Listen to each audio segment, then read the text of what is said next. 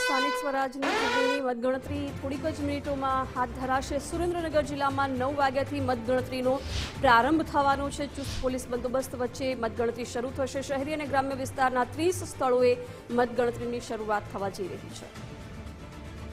સુરેન્દ્રનગર જિલ્લાની સ્થાનિક સ્વરાજ્યની ચૂંટણીમાં ગત તારીખ 26 એપ્રિલના રોજ અંદાજે 63% જેટલું મતદાન નોંધાયું। ખાસ કરીને મહાનગરપાલિકા, 10 તાલુકા પંચાયત અને 5 નગરપાલિકામાં મતદાન યોજાયું। આ મતદાન બાદ આજે અલગ અલગ 30 જેટલા સ્થળો પર મતગણતરી હાથ ધરવામાં આવશે અને વહેલી સવારના 9 વાગ્યાથી મતગણતરી છે જેનો પ્રારંભ થશે। ખાસ કરીને મહાનગરપાલિકાની વાત કરો તો 13 વોર્ડની તમામ જે 52 બેઠકો છે તેના માટે શહેરની MPC arts and science college ખાતે સ્ટ્રોંગ રૂમમાં મતગણતરીનો પ્રારંભ થશે। આ જ પ્રકારે તાલુકા પંચાયત માટે મહિલા આઈટીઆઈ સહિતના અનેક સ્થળો પર મતગણતરીનો ચુસ્ત પોલીસ બંદોબસ્ત વચ્ચે પ્રારંભ થવામાં આવ્યો છે અને ખાસ કરીને વાત કરો તો બપોર બાદ સમગ્ર જે ચિત્ર હાર જીતનું છે તે સ્પષ્ટ થશે। અંદાજે 9,939 જેટલા ઉમેદવારો છે ચૂંટણી મેદાનમાં છે। બપોર સુધીમાં સમગ્ર હાર અને જીતનું જે ચિત્ર છે એ સ્પષ્ટ થશે। હિરેન ડાંગરેચા, ગુજરાત ફર્સ્ટ।